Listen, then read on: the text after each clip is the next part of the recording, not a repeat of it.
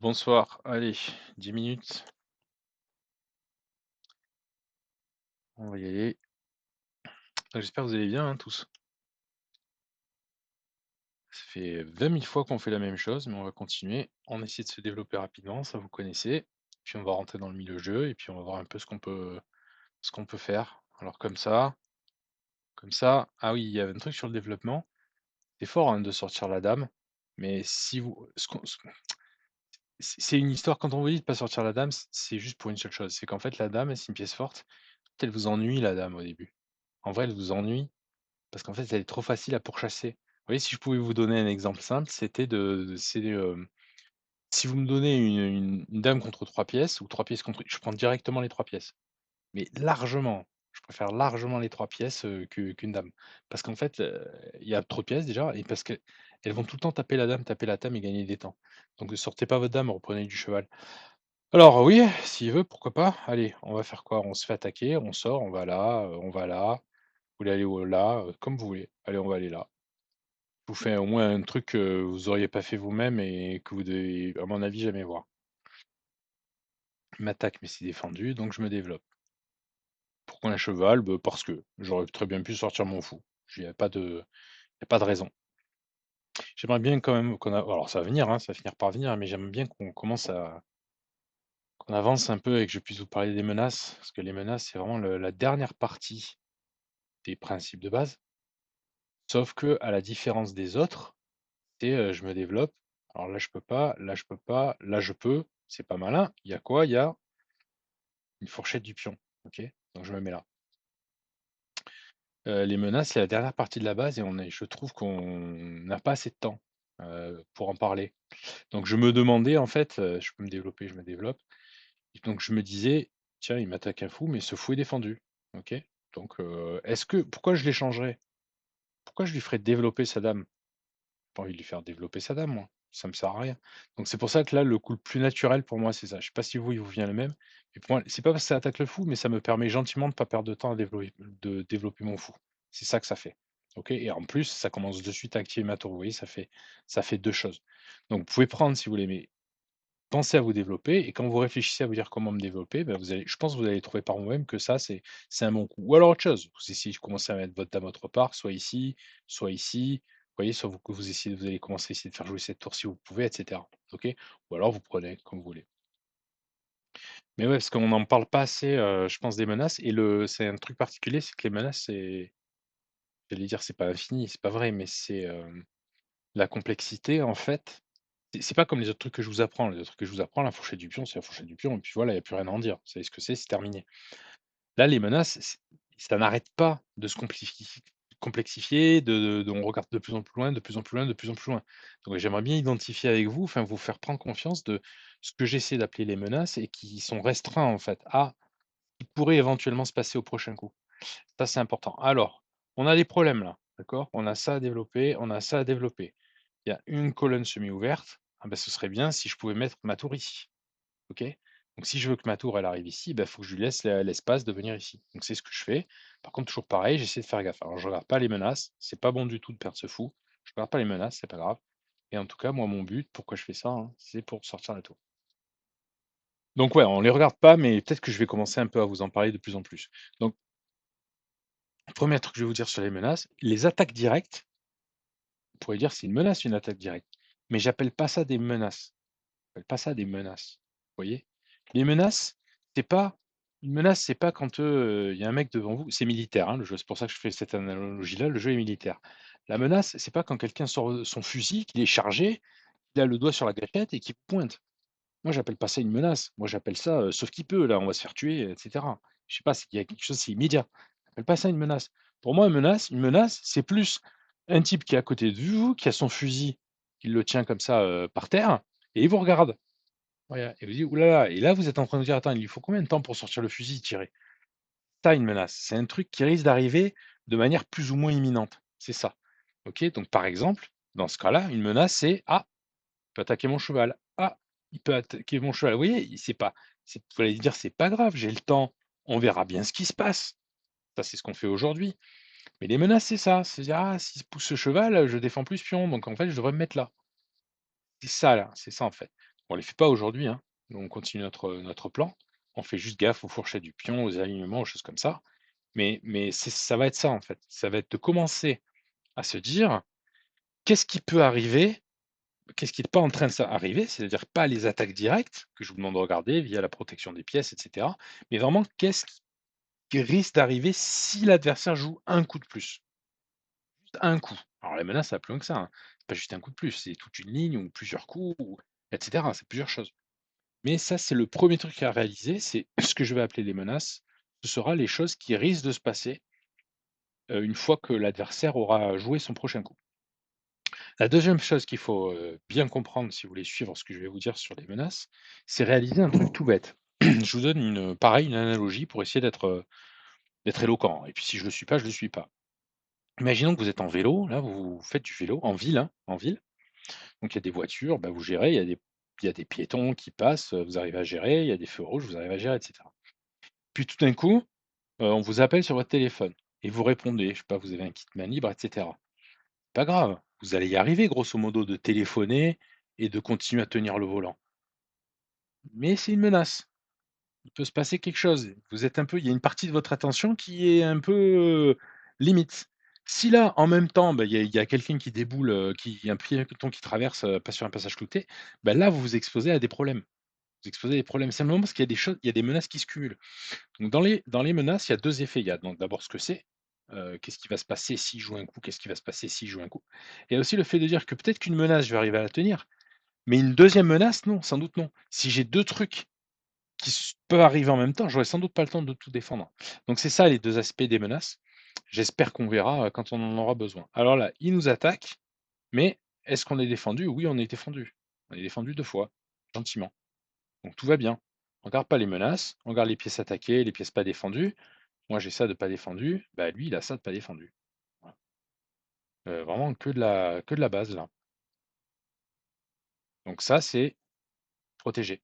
Vous la voyez la menace ou pas? Je vous laisse un peu de temps. Je vais prendre madame. Vous voyez la menace ou pas?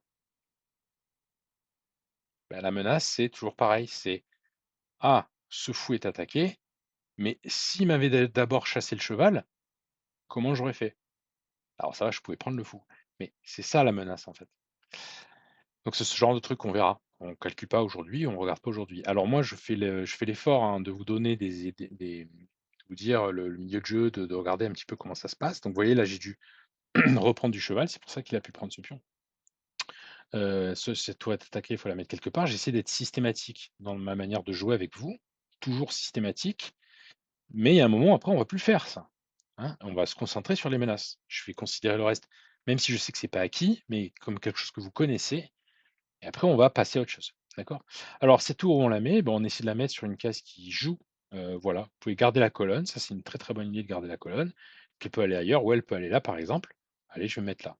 Mais pareil, quand je fais ça, je suis censé regarder les menaces. Au moins les regarder. Vous voyez?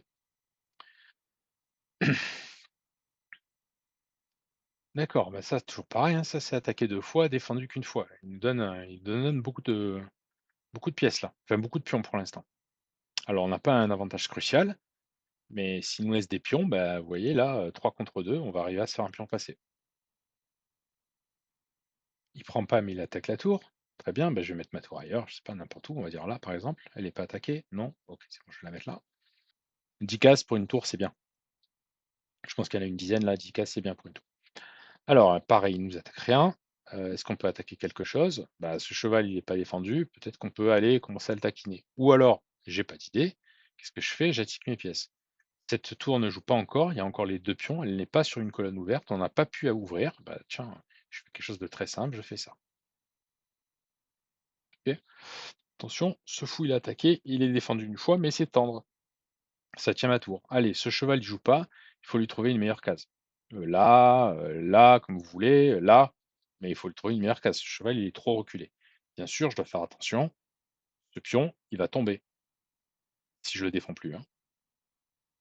Encore un exemple de menace. Si vous avez vu les menaces, vous voyez où j'en viens. Là, je me dis quoi maintenant? Maintenant, il n'y a plus de menace, je dois reprendre le cheval. Aïe, mince, je vais perdre le pion. Ah ben j'ai qu'à reprendre le cheval comme ça. Ben non, je vais perdre le fou. Si j'avais regardé la menace, je me serais dit: «Ah oui, mais c'est bien de me faire ça. Mais que se passe-t-il s'il mange? Ça les menaces. C'est juste se dire les trucs imminents qui peuvent se passer au coup prochain. Vous voyez? Donc là, j'ai pas le choix et je repère un pion, tant pis pour moi. OK, alors là, on pourrait faire ça et venir prendre un pion, pour essayer d'attaquer quelque chose qui est tendre. Bah, il y a tout qui est à peu près défendu chez lui, hein. Donc il faut juste que je m'active plus, d'accord? Ce fou, il est bon, mais il bloque mes tours. Ça peut pas être bon, je peux pas le mettre là. Je peux le mettre là, par exemple, mais je lâche la protection du cheval. Ah, attention, je vais avoir des problèmes, pas bon? Ou alors je me mets là, c'est encore plus sûr, je protège mon roi, et cetera. OK? Allez, on va se mettre là. Continuer à protéger ce cheval.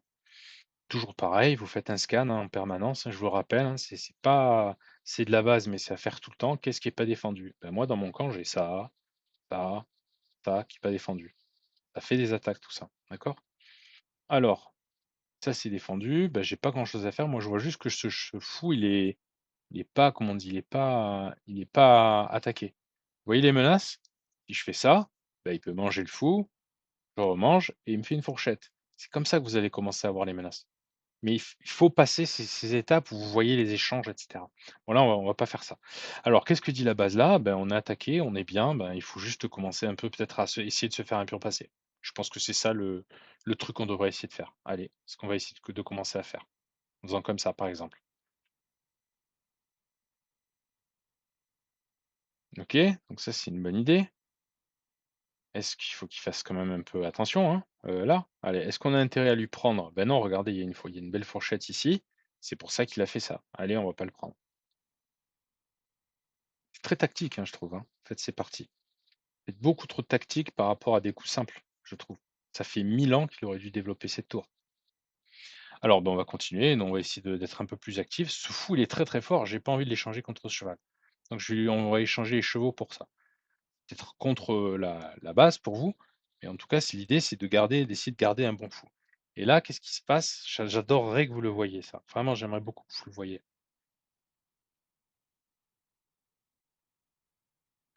Ce fou n'a plus de case si je fais ça. Ce fou est enfermé. L'enfermement des pièces, c'est quelque chose qui est vraiment, je pense, peut-être dur à voir pour vous, mais c'est l'un des premiers trucs qui m'a choqué moi, en jouant contre, les adversaires. Vous avez vu ce que je fais là? Je protège les 2, je protège le pion et le fou en même temps. Heu, si je peux défendre quand je dois défendre, si je peux défendre 2 choses à la fois, je défends toutes choses à la fois. Mais ça, l'idée me serait pas venue si je voyais pas que ce pion était en l'air, hein. Donc toujours pareil, hein, le scan, c'est le truc ça reste le truc le plus important. Et l'enfermement des pièces, ouais, comme je vous disais, ça je trouve ça arrive vraiment souvent. Alors pas souvent parce que, c'est tout le temps, mais souvent parce que je trouve que c'est quelque chose qui est trop important à rater. Vous pouvez pas le rater. C'est comme, là, il me laisse un pion là, je pense, hein. On va aller récupérer son pion là, tranquillement. Tout est défendu chez moi. Allez, on y va.